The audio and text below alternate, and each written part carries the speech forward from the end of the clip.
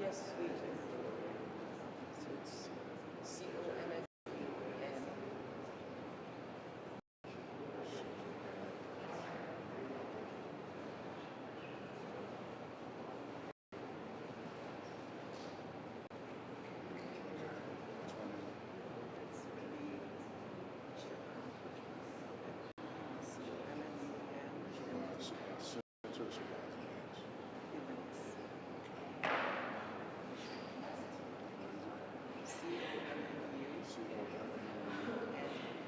And then instead of I, we do exclamation.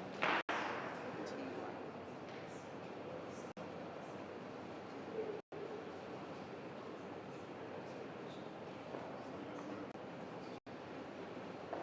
No? U-N, exclamation, T-Y. Capital, you have the capital T, capital C. Maybe that's why. Yeah.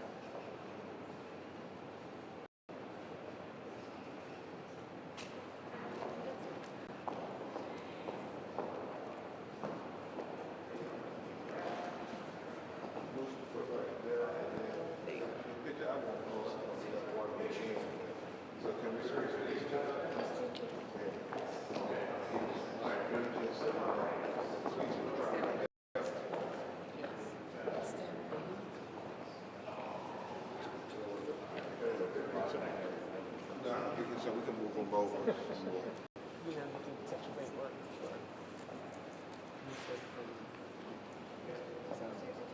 Do you want to do a prayer before we start? Yeah, let's go back Let's go back here. in the room real quick.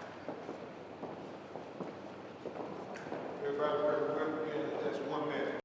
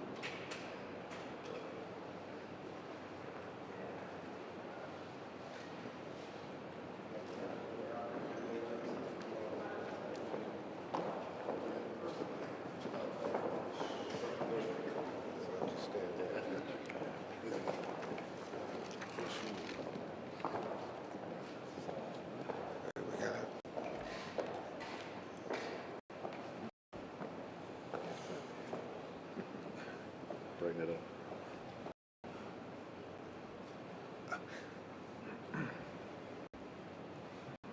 Is everyone ready?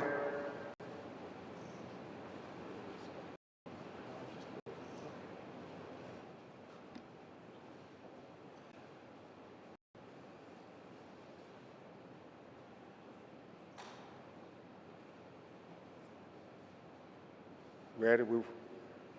Okay. Good morning. I'm Attorney Ben Crump, along with Attorney Ray Hanlon, Attorney Nabiha Shear, Attorney Brooke Cluse, and Attorney Flint from the People's Law Firm, and Attorney Jonathan Moore from here in New York City.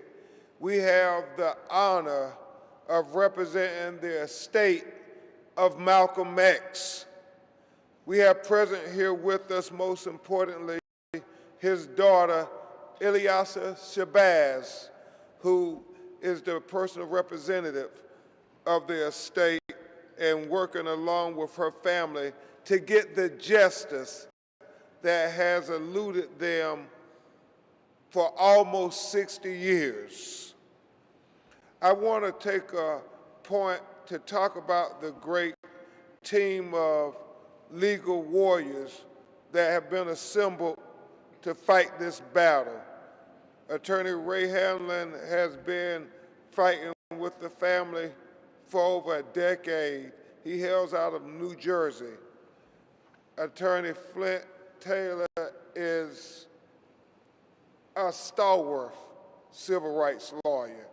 He represented the family of Fred Hampton when COINTELPRO federal government-led assassination killed Brother Fred in his home next to his wife. He never gave up on getting justice for Fred Hampton, and he has vowed not to give up on getting justice for Malcolm X. So we're very proud to have him assembled with our team. Also, we have present with us a good friend, an old foxhole warrior that we fought many battles with.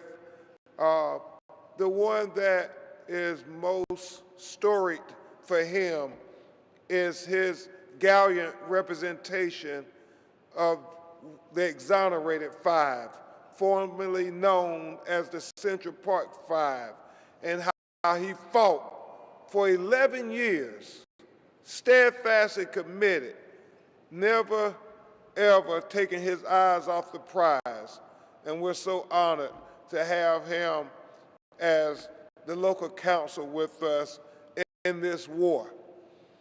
Attorney Nabiha Shear, a young, brilliant, courageous lawyer, has been working with young lawyers in our firm and the People's Law Firm night and day for almost 3 years now to go through FBI files, any state attorney files, district attorney files that have been released, to dot every I and cross every T. And along with Attorney Brooke Cluse and myself, we are just ready for this fight.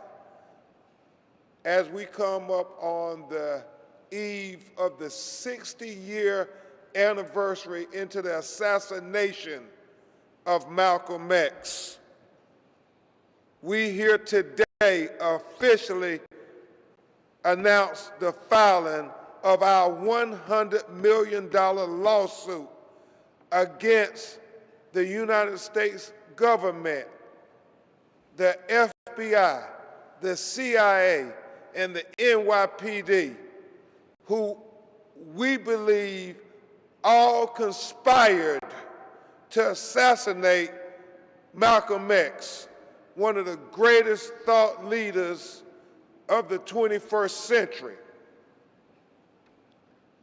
It is not lost on us that justice has been delayed in this matter. And on this momentous occasion, we stand ready to lay out our complaint very soundly. We believe there is solid ground to go forward with this lawsuit at this time. We're not just making history, but we're making a path for justice. We believe a precedent-setting path for justice for those who have been denied justice by the American legal system for far too long. It has been a long journey, Ilyasa, 3 years almost. And I know we've talked so much about getting to this moment, but everything happens in due time. over the last 3 years, every day, every week, every month, we have been unearthing new evidence, evidence of people never having spoken before about what they witnessed during those turbulent times in the 1960s. We heard from Mustafa Hassan, who, Attorney Hamlin, if you'll show that picture, came forward and offered his testimony for the first time and offered visual evidence that corroborated what he witnessed, what he believed was happening. He saw Talmadge, who was one of the shooters of Malcolm X, as he was working there as part of the security detail, and they tried to capture him. And you see in the picture where they're grabbing him, but the NYPD officers that he said showed up on the scene, and he thought it was very interesting that there were no presence of police that day in this Audubon Theater. But he said as he struggled to grab him from getting away, it was as if NYPD was trying to help him escape being captured. Had never had that testimony before. Also, Saeed and Walter, two young men who were part of Malcolm's regular security, were arrested the week before after they had been entrapped by Raymond Wood, an undercover NYPD officer who was working in cahoots with the Federal Bureau of Investigations. And we now know that Raymond Wood was also present here in the Audubon Theater the day that Malcolm X was assassinated on February 21st, 1965. Walter and Saeed have both sworn affidavits that they believe their entrapment and arrest and in being imprisoned in the jail the week before Malcolm's assassination was all part of the conspiracy to make sure that the assassination attempt on Malcolm X's life was successful. Walter is 93 years old, and he, for the first time, swore an affidavit as to what they believe happened on February 21st, 1965.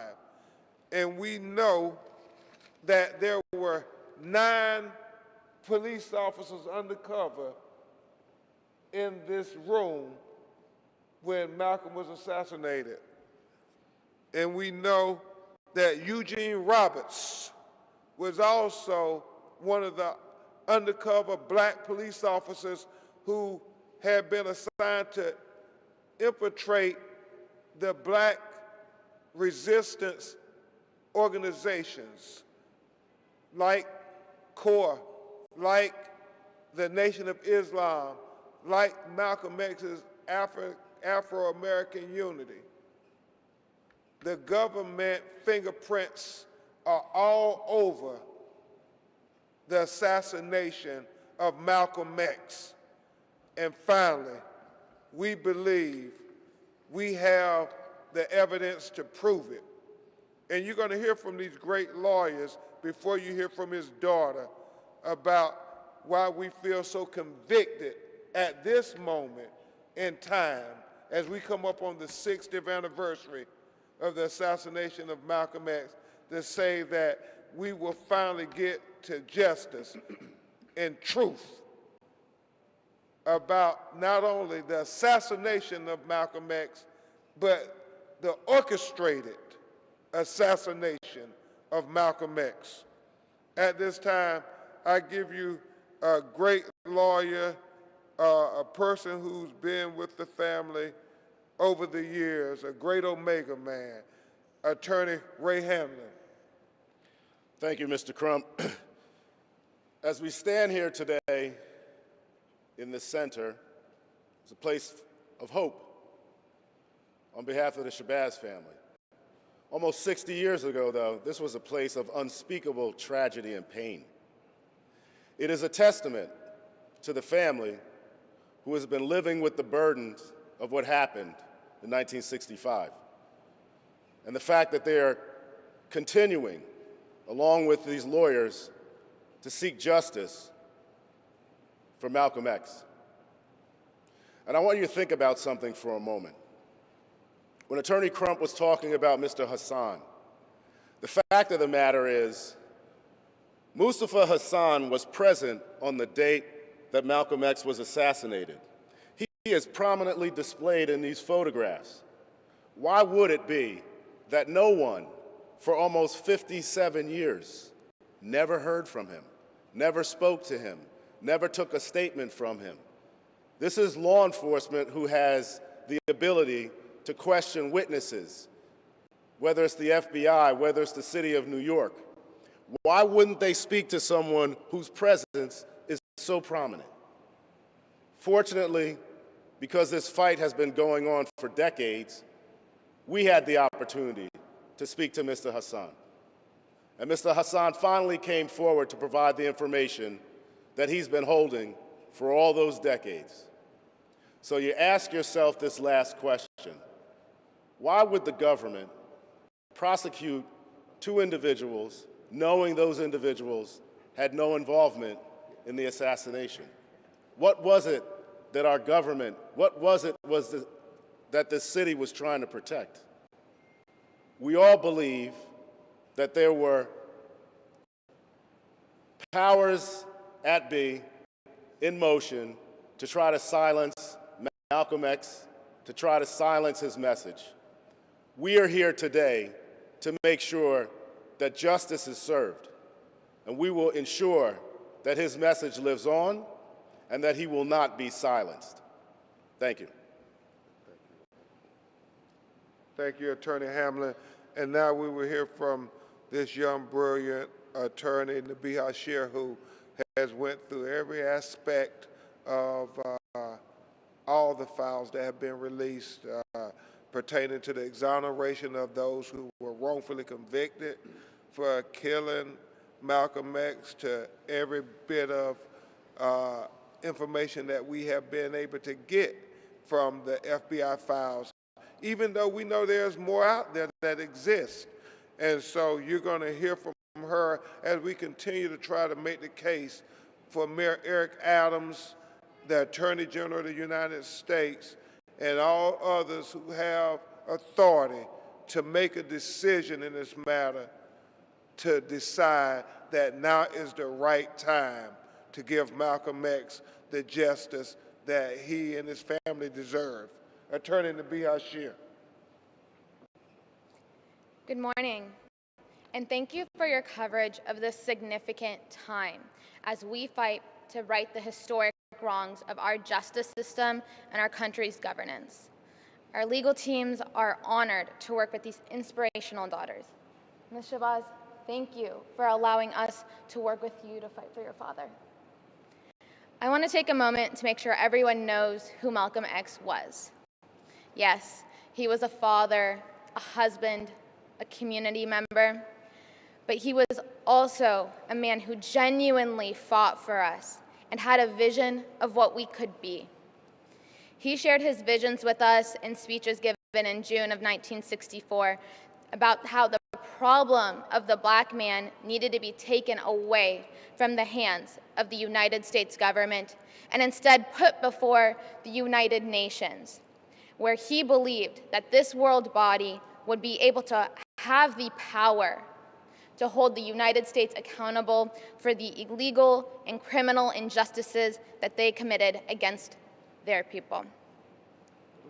In January 1965, Malcolm said in an interview with the CBC, "We believe that our problem is not a violation of civil rights, but of human rights. Not only are we denied the right to be a citizen in the United States, we are denied the right to be a human being. Couldn't Malcolm have said these same words today? Haven't we seen the same forms of repression happen today? This is the legacy that we fight for the future Malcolm knew America could have. Federal and state agencies targeted Malcolm and described him as a Black extremist, labeled Black organizations as hate groups, and developed a systemic and illegal war on the Black movement.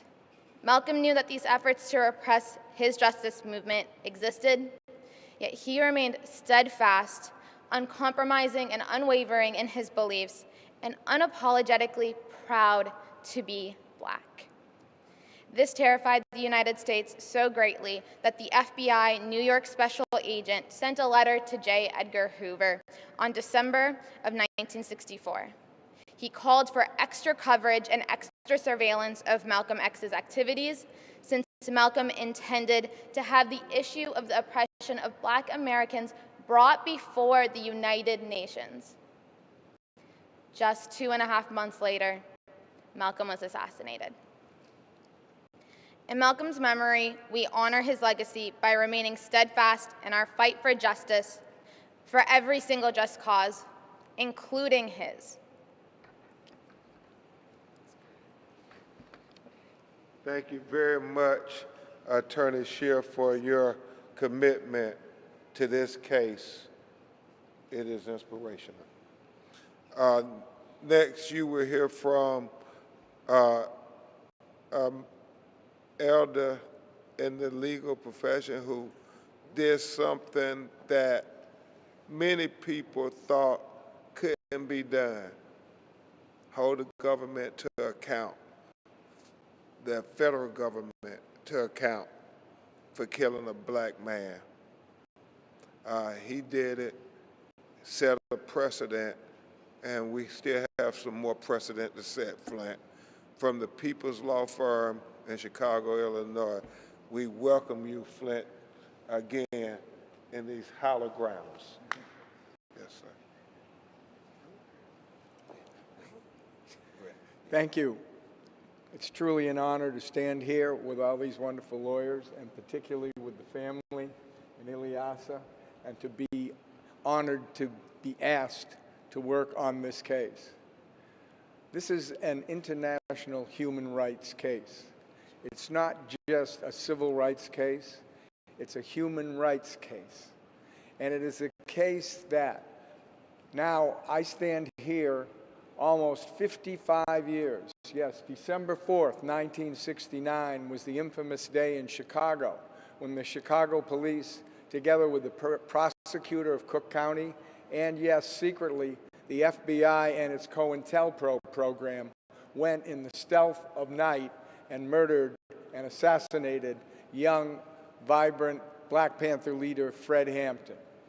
And it took us 13 years to uncover the depth of that conspiracy that, like the case with Malcolm X, implicated not only those police and not only those prosecutors, but yes, the FBI and its COINTELPRO program.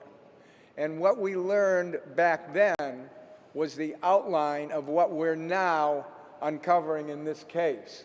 And that is that COINTELPRO was designed by J. Edgar Hoover and the FBI to secretly disrupt and, yes, destroy Black organizations, and particularly Black organizations that were challenging the government, and that organizations that were fighting for coalitions, were fighting to work with other groups in this country and internationally to bring justice and to fight against white supremacy. And we learned at that time that one of the initial people that they targeted was Malcolm X. And then they targeted Martin Luther King and Stokely Carmichael, and yes, the Black Panthers, some 5 years after the assassination of Malcolm. So I was asked to come in this case, and as I said, it's an honor to be here. to look at the evidence that started to come out about the FBI's role and its connection to the New York Police Department and its bossy after the exoneration of the two men in November of 2021. And that's why we talk about a 3-year investigation that we've been involved in, because then it became known that the FBI secretly hid all these years the fact that there were 9 FBI informants in this ballroom, that one of the men, the man who carried the shotgun and actually assassinated Malcolm X, had heavy connections to the FBI and may well have been an FBI informant. He certainly was given favors after the fact. We're looking for his file. They're trying to say it may have been destroyed. But that's some of the stuff that we're looking for in this case. And the parallels are very patent. The parallels between the assassination of Fred Hampton and the assassination of Malcolm X. And that's why I'm here. That's why my office is here. And that's why we've joined together to honor the name of Malcolm X, to fight for his family, however long it may take for the government and for the New York Police Department to take note of this case and to make justice and to give reparations to the family and to the people who have fought all these years for justice. Thank you. Thank you very much, Attorney Flint Taylor, and all the resources and institutional knowledge you bring to this fight based on your years, 13 years of fighting for justice for Fred Hampton. We pray that it should not take that long to get justice for Malcolm X. And the final attorney you will hear from this morning is one of your own, New York's finest, in a different sense.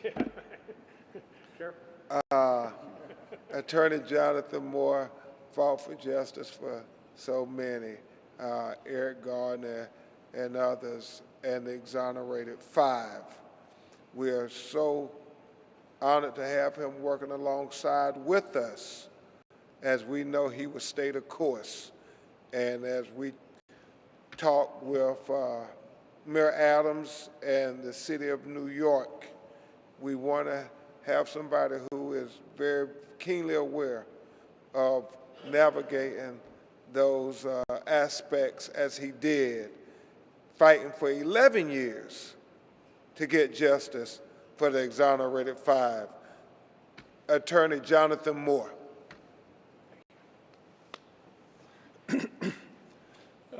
Thank you very much, Ben. First of all, let me say what an honor it is to stand up in this podium next to Ilyasha Shabazz, who is a hero for all of us in terms of her staying true to this struggle to get justice for Malcolm X and for his family as well. And it's really an honor of my career, of my lifetime, to be on the stage with her. This will be a long fight. This will be a hard fight, hopefully not as long as some of the fights we've been involved in, but we will not give up until we have justice for Malcolm X and for his family. This is, in a sense, about a reparations case. This is about remedying a wrong that happened many years ago that has not been dealt with by the federal government or the city government.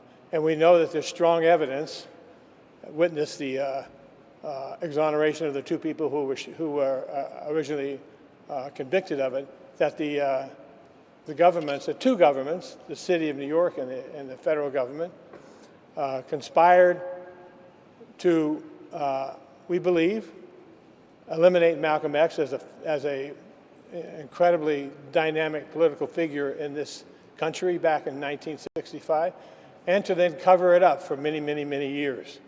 We will turn over every rock. We will open up every drawer. We will look at every file to get the truth about what happened to Malcolm X. And I'm happy to join with Attorney Ben Crump and with my brother Ray McClain here, and with Fred Hamlin. I'm sorry, I said Ray. Hamlin. Ray Hamlin, and with you know, my longtime colleague Flint Taylor, and this struggle to get justice for Malcolm X and for the family of Malcolm X. Thank you. No, thank you, Jonathan.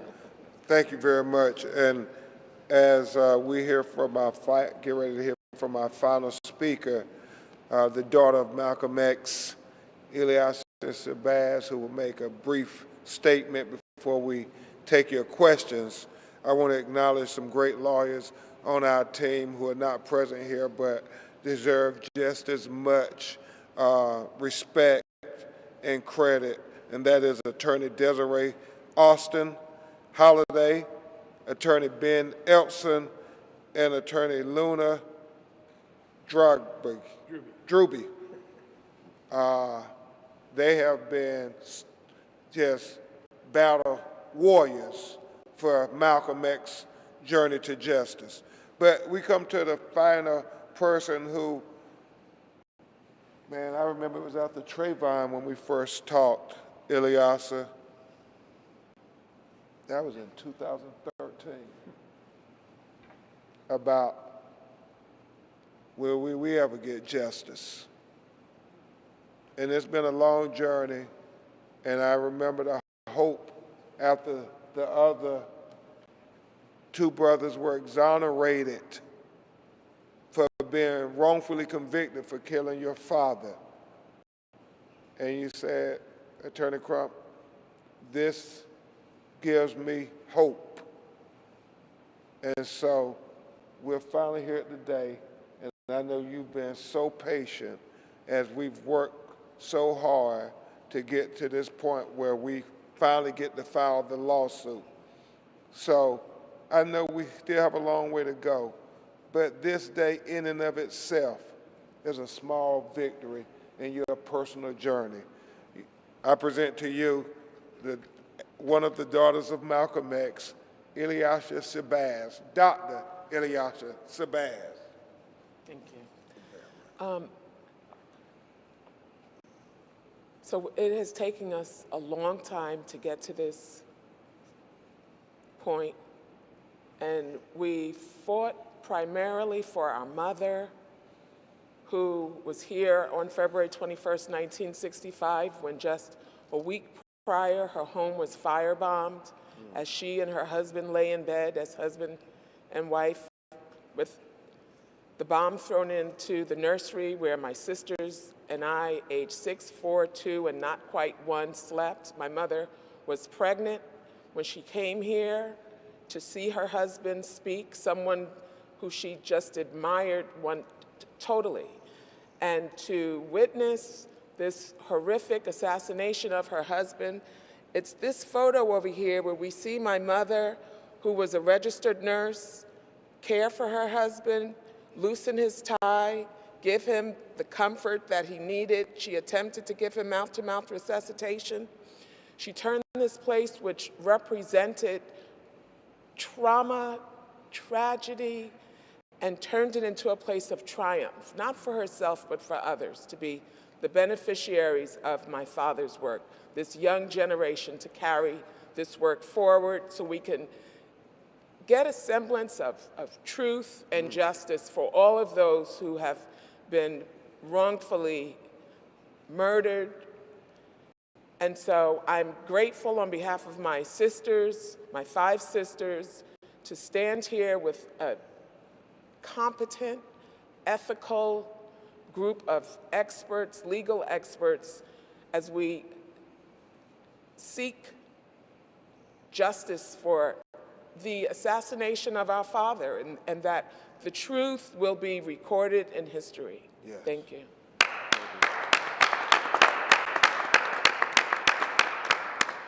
Thank you so much, Dr. Shabazz.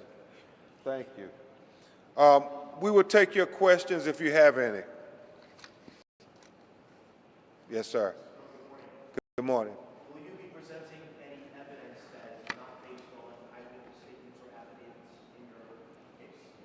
Well, we believe we've tried to present the evidence as it has come forward to us in previous press conferences, but this is the culmination of all the evidence, not only in this case, but as Attorney Flint Taylor talked about, the evidence of what they did to Fred Hampton and the evidence that what they did to those two who were wrongfully convicted. And so it's a combination of all the evidence. It's a really good lawsuit. I encourage you all to read it. And it was filed this morning, and press at bencrump.com. We will electronically give you all copies as soon as you send an email requesting such. Any other questions? Yes, sir. Are you asserting that the 9 undercover officers you referenced earlier who were in the room that day, were they all NYPD? We believe many of them were NYPD, but as we said, we're still waiting to get files. We have certain files. We have some of the things that J. Edgar Hoover said in regards to Malcolm X, who he considered one of the greatest threats to America, who he said we must do something about Malcolm X. And we know that he gave the order, and the Bihar Attorney Shear, you all correct me if I misspeak, but he gave the order after Malcolm X was assassinated that nobody is to reveal the presence of our undercover officers in this room. That those men went to prison wrongfully, and all those undercover agents knew that they were not involved in the assassination of Malcolm X. That's the very meaning of fraudulent concealment. They were committing a fraud by concealing the truth, and that is one of the bases for our lawsuit. And we have bought 42-1983 excessive force claim. We bought 42 USC 1983 claim that the state created a danger and failure to protect. 42 1983 claim denial to access to the courts. 42 USC 1983 loss of society services and parental guidance for Malcolm X. All the things that, had they known that the government was involved, that his family could have bought at the time, but it was concealed from them. And we think that concealment was intentional. We have a 1983 claim based on conspiracy. We have a 1983 claim based on Monell liability. We have bought the claims under the Federal Tort Claims Act. We bought a claim based on state law for fraudulent concealment, and we bought a claim based on state law for the wrongful death of Malcolm X. And we believe all 9 of these claims are relevant and the proximate cause of why Malcolm X was killed today and why his family were denied justice for almost 60 years. And it's all present in there in great detail. Are there any more questions? And please feel free to chime in. If there are no further questions, we will continue to keep you all updated on this journey for justice.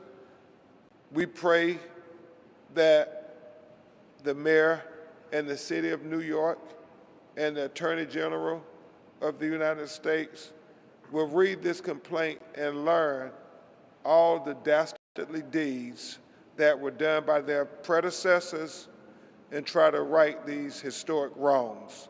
It is within their power to do so. Thank you all very much. Thank you.